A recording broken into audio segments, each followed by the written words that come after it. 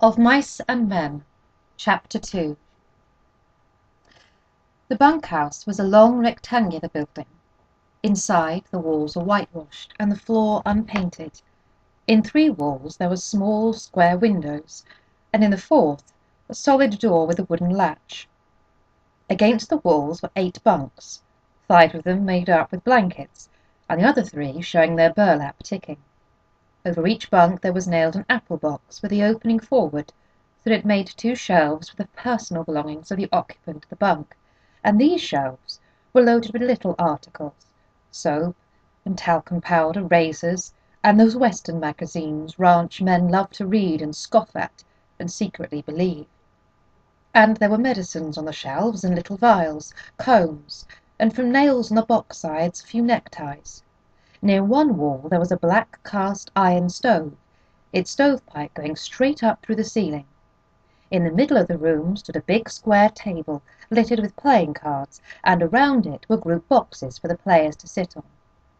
At about 10 o'clock in the morning the sun threw a bright dust-laden bar through one of the side windows, and in and out of the beam flies shot like rushing stars.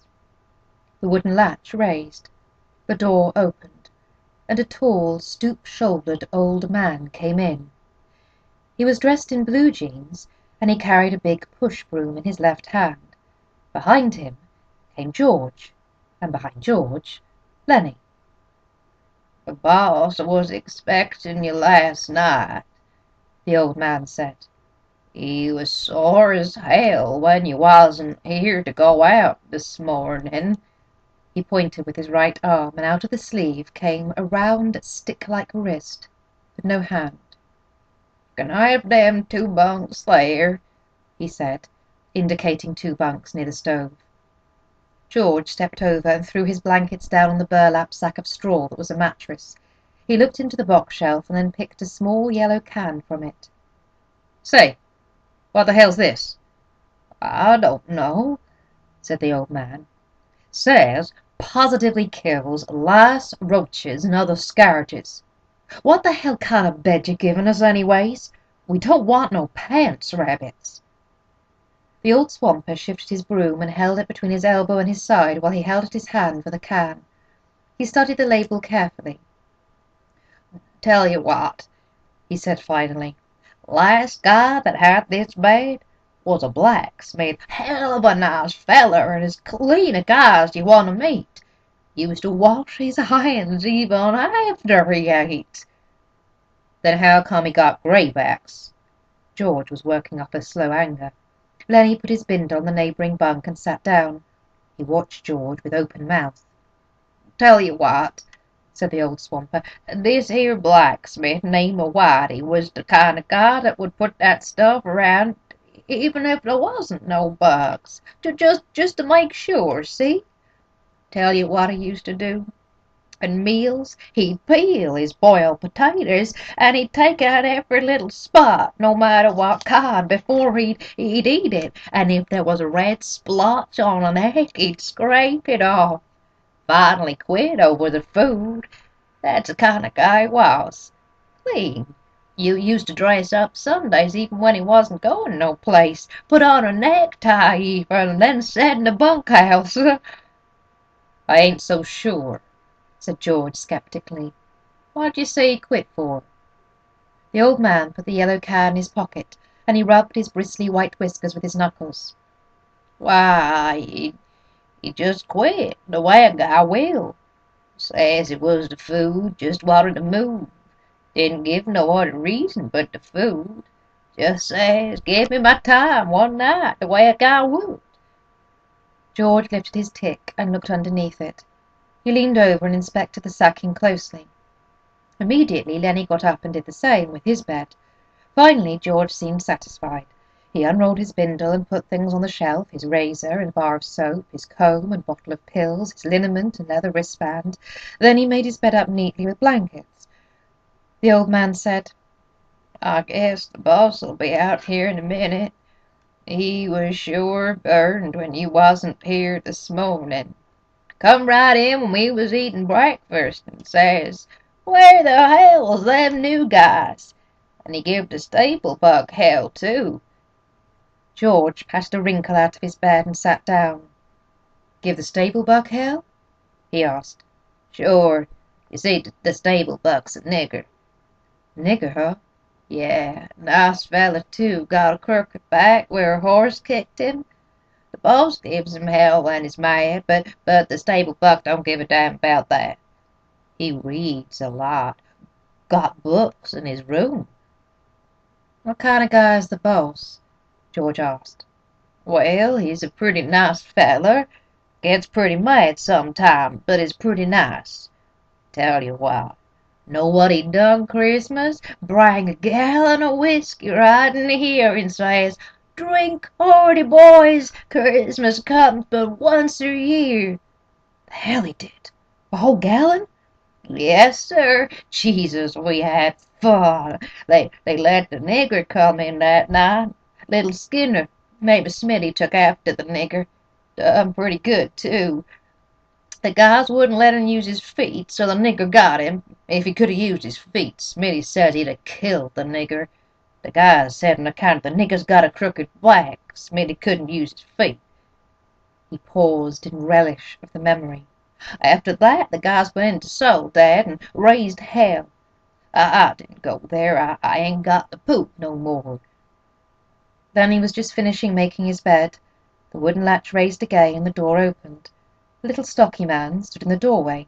He wore blue jean trousers, a flannel shirt, a black unbuttoned vest, and a black coat. His thumbs were stuck in his belt, on each side of a square steel buckle. On his head was a soiled brown Stetson hat, and he wore high-heeled boots and spurs to prove he was not a labouring man. The old swamper looked quickly at him, and then shuttled off to the door, rubbing his whiskers with the knuckles as he went. "Them guys just come," he said, and shuffled past the boss and out of the door. The boss stepped into the room with the short, quick steps of a fat-legged man. "I wrote Murray and Betty's I wanted 2 men this morning. You got your work slips?" George reached into his pocket and produced the slips and handed them to the boss. "Wasn't Murray and Betty's fault. Says right here on the slip that you was to be here for work this morning." George looked down at his feet. "Bus driver gave us a bum steer," he said. "We had to walk 10 miles. Says we was here and we wasn't. We couldn't get no rides in the morning." The boss squinted his eyes. "Well, I had to send out the grain teams. Short 2 buckers. We don't do any good to go out now till after dinner." He pulled his time book out of his pocket and opened it where a pencil was stuck between the leaves. George scowled meaningfully at Lennie, and then he nodded to show that he understood. The boss licked his pencil. "What's your name?" "George Milton." "And what's yours?" George said, "His name's Lennie Small." The names were entered in the book. "Let's see, this is the 20th, noon, the 20th. He closed the book. "Where you boys been working?" "Up around Weed," said George. "You too?" said Lennie. "Yeah, him too," said George. The boss pointed a playful finger at Lennie. "He ain't much of a talker, is he?" No, he ain't, but he is sure of a hell of a good worker. Strong as a bull." Lennie smiled to himself. "Strong as a bull," he repeated. George scowled at him, and Lennie dropped his head in shame, having forgotten. The boss said suddenly, "Listen, Small." Lennie raised his head. "What can you do?" In a panic, Lennie looked at George for help. "He can do anything you tell him," said George. "He's a good skinner. He can wrestle grain bags, drive a cultivator. He can do anything. Just give him a try." The boss turned to George. "Then why don't you let him answer? Why are you trying to put over?" George broke in loudly. "Oh, I ain't saying he's bright. He ain't. But I say he's a goddamn good worker. He can put up a 400-pound bale." The boss deliberately put the little book in his pocket. He hooked his thumbs in his belt and squinted one eye nearly closed. "Say, what you selling?" "Huh?" "I said, what stink you got in this guy? You taking his pay away from him?" "No, of course I ain't. Why you think I'm selling him out?" "Well, I never seen one guy take so much trouble for another guy. I'd just like to know what your interest." George said, "He's my cousin. I told his own lady I'd take care of him. He got kicked in the head by a horse when he was a kid. He's all right, just ain't bright. He can do anything you tell him." The boss turned half away. Well, God knows he don't need any brains to buck barley bags, but don't you try putting nothing over him, Milton. I got my eye on you. Why'd you quit and weed? Job was done, said George promptly. What kind of job? We was digging a cesspool. All right. But don't try to put nothing over, 'cause you can't get away with nothing. I've seen wise guys before go on out with the green teams after dinner. They're picking up barley at the threshing machine. Go out with Slim's team. Slim? Yeah. Big tall Skinner. You'll see him at dinner. He turned abruptly and went to the door, but before he went out he turned and looked for a long moment at the two men. When the sound of his footsteps had died away, George turned on Lennie. So you wasn't going to say a word. You was going to leave your big flappers shut and leave me do the talking. Damn near lost us the job. Lennie stared helplessly at his hands. I forgot, George. Yeah, you forgot. You're always forgetting. I got to talk you out of it. He sat down heavily on the bunk. Now he's got his eye on us. Now we got to be careful and not make no slips. You keep your big flappers shut after this. He fell morosely silent. George, what do you want now? I wasn't kicked in the head with no horse, was I, George? Be a damn good thing if you was, George said viciously. Save everybody a hell of a lot of trouble. You said I was your cousin, George. Well, that was a lie. I'm damn glad it was. If I was a relative of yours, I'd shoot myself. He stopped suddenly, stepped to the open front door and peered out. Say, what the hell are you doing listening? The old man came slowly into the room.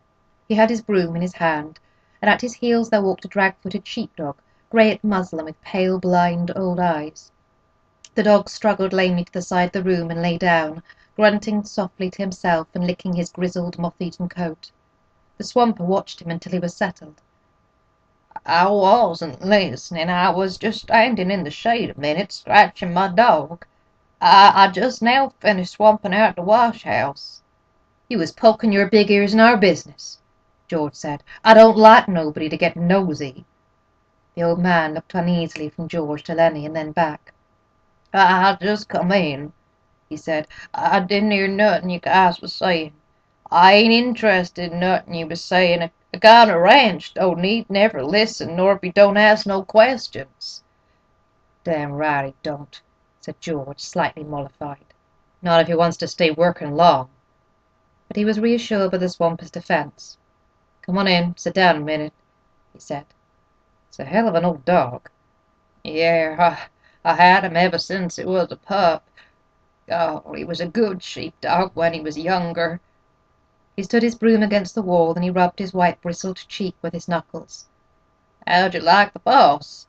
He asked. Pretty good. Seemed all right. He's a nice feller, the what swamper agreed. You gotta take him right, though. At that moment, a young man came into the bunkhouse. A thin young man with a brown face, with brown eyes, and a head of tightly curled hair. He wore a work glove on his left hand, and like the boss, he wore high-heeled boots. Seen my old man? He asked. The swamper said. He was here just a minute ago, Curley. Went over to the cookhouse, I think. I'll try and catch him, said Curley. His eyes passed over the new man, and he stopped. He glanced coldly at George and then at Lennie. His arms gradually bent at the elbows, and his hands closed into fists. He stiffened and went into a slight crouch. His glance was at once calculating and pugnacious. Then he squirmed under the look and shifted his feet nervously. Curley stepped gingerly close to him. You the new guys the old man was waiting for? We just come in, said George. Let the big guy talk. Then he twisted with embarrassment. George said, Suppose he don't want to talk. Curley lashed his body around. By Christ, he's got to talk when he's spoke to. What the hell are you getting into it for? Travel together, said George coldly. Oh, so it's that way. George was tense and motionless. Yeah, it's that way. Lennie was looking helplessly to George for instruction. And you won't let the big guy talk, is that it? He can talk if he wants to tell you anything. He nodded slightly to Lennie. We just come in, said Lennie softly. Curley stared levelly at him. Well, next time you answer when you're spoke to. He turned toward the door and walked out, and his elbows were still bent out a little. George watched him out, and then he turned back to the swamper. Say, what the hell's he got on his shoulder? Lennie didn't do nothing to him. The old man looked cautiously at the door to make sure no one was listening. That's the boss's son, he said quietly. Curley's pretty handy. He done quite a bit in the ring. He's a lightweight, and he's handy. Well, let him be handy, said George. You don't have to take after Lennie. Lennie didn't do nothing to him. What's he got against Lennie? The swamper considered. Well, I tell you what, Curley's like a lot of little guys. He hates big guys. He's all the time picking scraps with big guys, kind of like he's mad at 'em because he ain't a big guy. You see little guys like that, ain't you? Always scrappy. Sure, said George. I've seen plenty of tough little guys. But this Curley had better not make no mistakes about Lennie. Lennie ain't handy, but this Curley punk is gonna get hurt if he messes around with Lennie. Well, Curley's pretty handy, the swamper said skeptically. Never did seem right to me. Suppose Curley jumps a big guy and licks him, everybody says what a game guy Curley is. And suppose he does the same thing and gets licked, then everybody says a big guy ought to pick on somebody his own size and maybe take gang up on the big guy. Never did seem right to me. Seems like Curley ain't giving nobody a chance. George was watching the door. He said ominously, well, he better watch out for Lennie. Lennie ain't no fighter, but Lennie's strong and quick, and Lennie don't know no rules. He walked to the square table and sat down on one of the boxes. He gathered some of the cards together and shuffled them. The old man sat down in another box. Don't tell Curley I said none of this. He'd slail me. He just don't give a damn.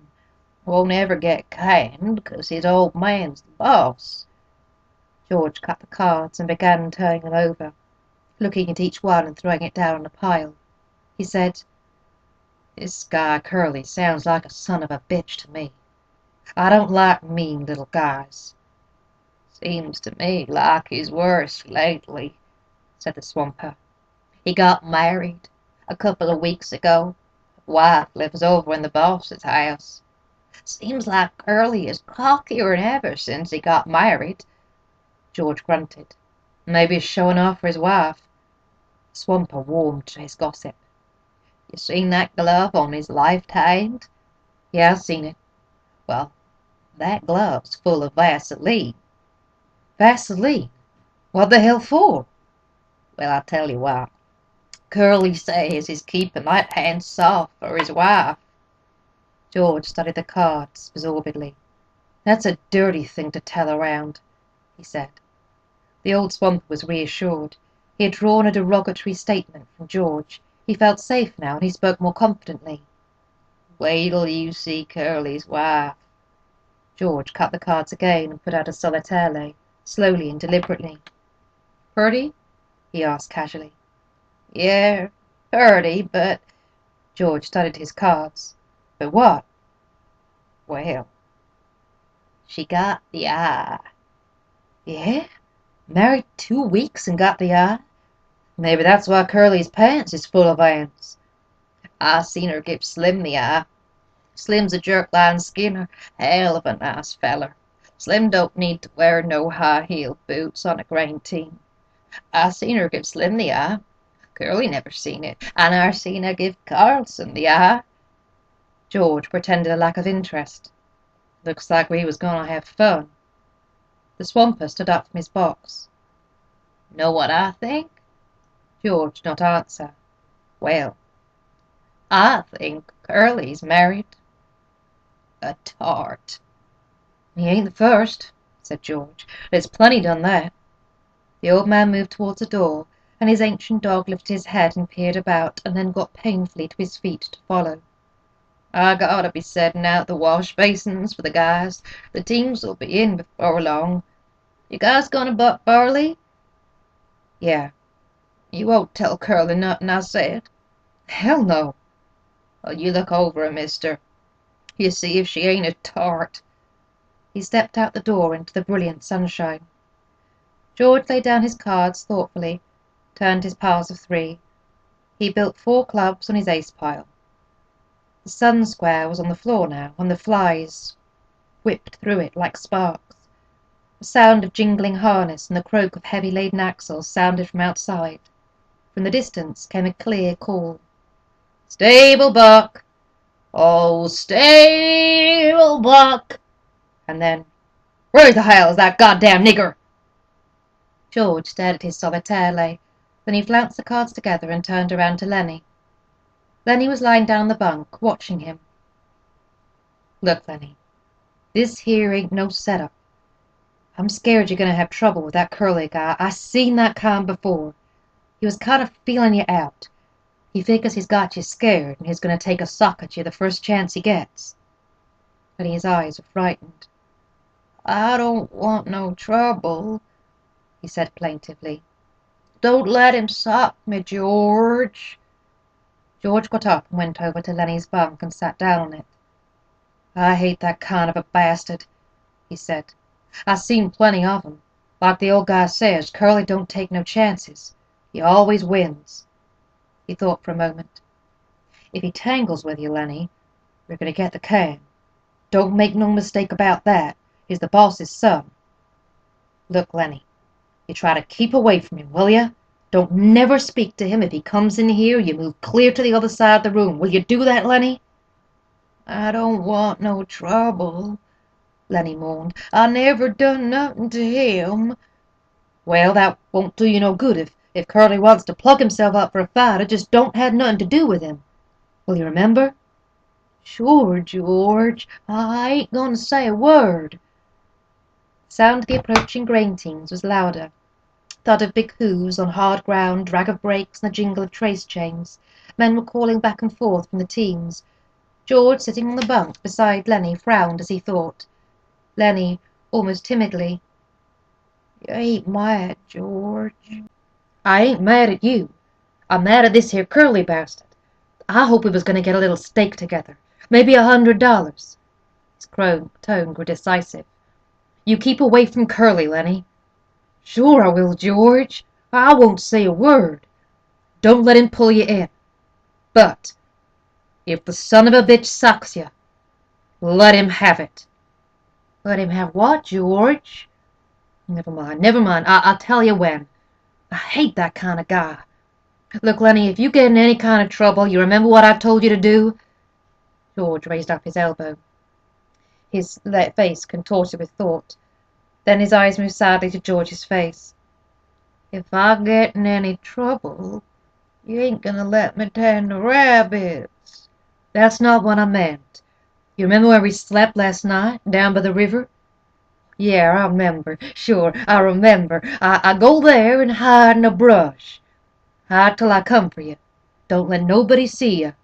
Hide in the brush by the river. Say that over. Hide in the brush by the river. Down in the brush by the river. If you get in trouble. If I get in trouble. A brake screeched outside. A call came. Stable buck. Oh, stable buck, George said. Say it over to yourself, Lennie, so you won't forget it. Both men glanced up when the rectangle of sunshine in the doorway was cut off. A girl was standing there looking in. She had full rouge lips and wide-spaced eyes heavily made up. Her fingernails were red. Her hair hung in little rolled clusters like sausages. She wore a cotton house dress and red mules, on the insteps of which were little bouquets of red ostrich feathers. I'm looking for Curley, she said. Her voice had a nasal, brittle quality. George looked away from her and then back. He was in here a minute ago, but he went. Oh. She put her hands behind her back and leaned against the door frame, so that her body was thrown forward. You're the new fellas that just come, ain't you? Yeah. Lennie's eyes moved down over her body, and though she did not seem to be looking at Lennie, she bridled a little. She looked at her fingernails. Sometimes Curly's in here, she explained. George said brusquely, Well, he ain't now. If he ain't, I guess I better look someplace else, she said playfully. Lennie watched her, fascinated. George said, If I see him, I'll pass the word just looking for him. She smiled archly and twitched her body. Nobody can blame a person for looking, she said. There were footsteps behind her going by. She turned her head. Hi, Slim, she said. Slim's voice came through the door. Hi, good looking. I'm trying to find Curly, Slim. Well, he ain't trying very hard. I seen him going in your house. She was suddenly apprehensive. Bye, boys, she called into the bunkhouse, and she hurried away. George looked around at Lennie.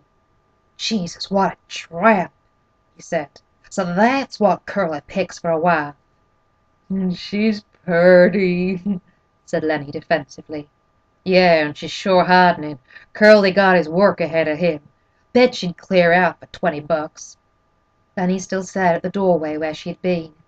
Gosh, she was purty. He smiled admiringly. George looked quickly down at him, and then he took him by an ear and shook him. Listen to me, you crazy bastard, he said fiercely. Don't you even take a look at that bitch. I don't care what she says and what she does. I seen her in poison before, but I never seen no piece of jailbait worse than her. You leave her be. Lennie tried to disengage his ear. I never done nothing, George. No, you never. But when she was standing in the doorway showing her legs, you wasn't looking the other way neither. I never meant no harm, George. Honest, I never. Well, you keep away from her, 'cause she's a rat trap if ever I seen one. You let Curly take the rap. He let himself in for it. Glove full of Vaseline, George said disgustedly. And I'll bet he's eating raw eggs and riding to the patent medicine houses. Then he cried out suddenly. I don't like this place, George. This ain't no good place. I want to get out of here. We gotta keep it till we get a stake. We can't help it, Lennie.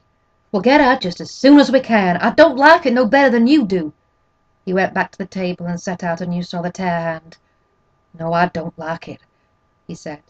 For 2 bits I'd shove out of here. If we can just get a few dollars in the poke, we'll shove off and go up the American River and pan gold. We can make maybe a couple of dollars a day there, and we might hit a pocket. Then he leaned eagerly forward to him. Let's go, George. Let's get out of here. It's mean here. We gotta stay, George said shortly. Shut up now. The guys will be coming in. From the washroom nearby came the sound of running water and rattling basins. George studied the cards. Maybe we ought to wash up, he said. We ain't done nothing to get dirty. A tall man stood in the doorway.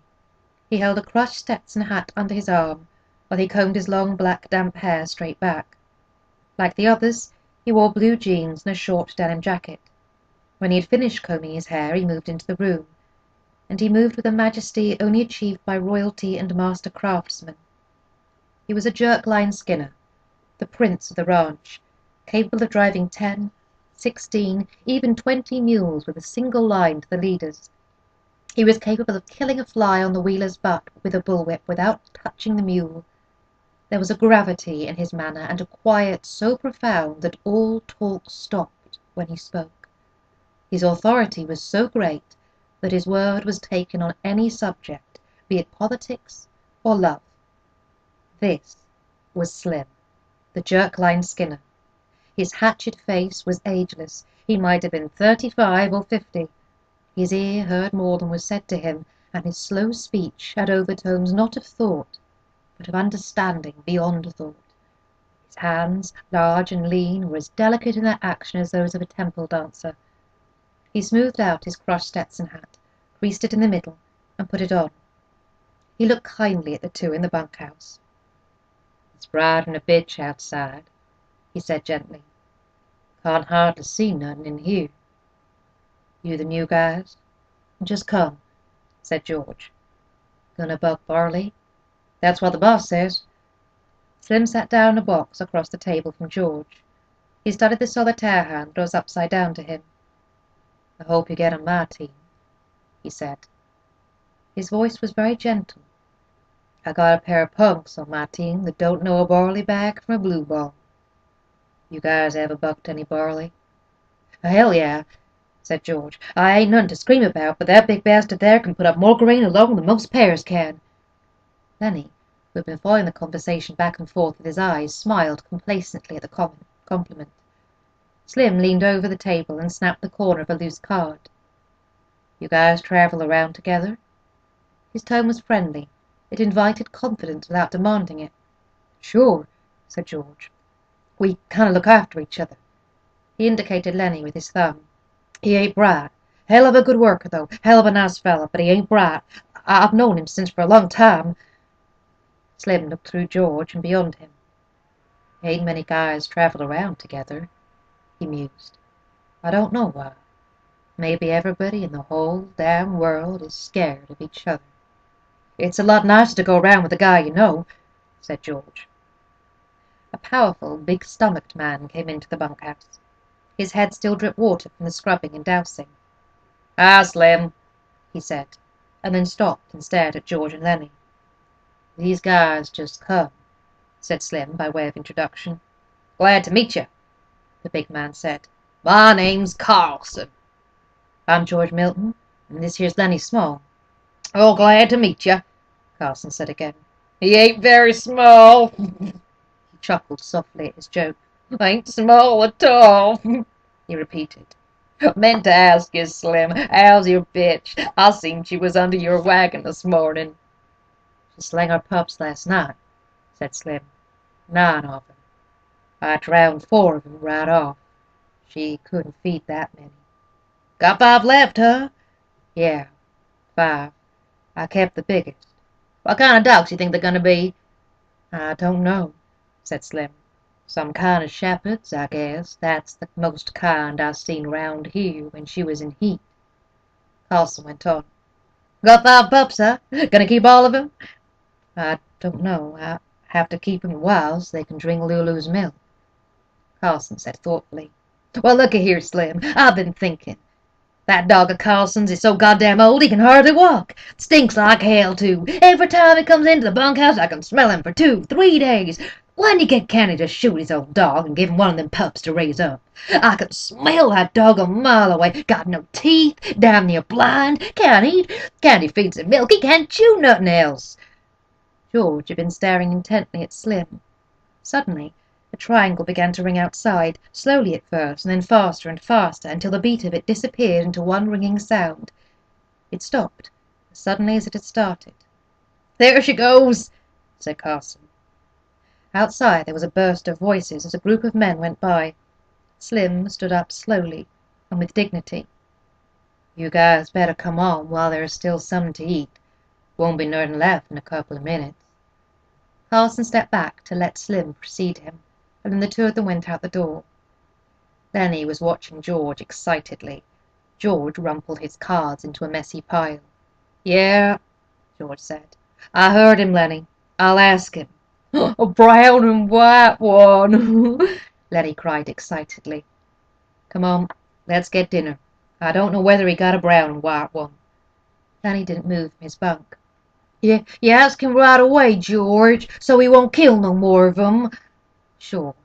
Come on now, get up on your feet." Then he rolled off his bunk and stood up, and the 2 of them started for the door. Just as they reached it, Curley bounced in. "You seen a girl around in here?" he demanded angrily. George said coldly, "About half-hour ago, maybe." "Well, what the hell was she doing?" George stood still, watching the angry little man. He said insultingly, "She said she was looking for you." Curley seemed really to see George for the first time. His eyes flashed over George, took in his height, measured his reach, looked at his trim middle. "Well, which way did she go?" he demanded at last. "I dunno," said George. "I didn't watch her go." Curley scowled at him and, turning, hurried out of the door. George said, "You know, Lennie, I'm scared I'm going to tangle with that bastard myself. I hate his guts. Jesus Christ, come on. There won't be a damn thing left to eat." He went out the door. The sunshine lay in a thin line under the window. From a distance there could be heard a rattle of dishes. After a moment the ancient dog walked lamely through the open door. He gazed about with mild, half-blind eyes. He sniffed, and then lay down and put his head between his paws. Curly popped into the doorway again and stood looking into the room. The dog raised his head, but when Curly jerked out, the grizzled head sank to the floor again.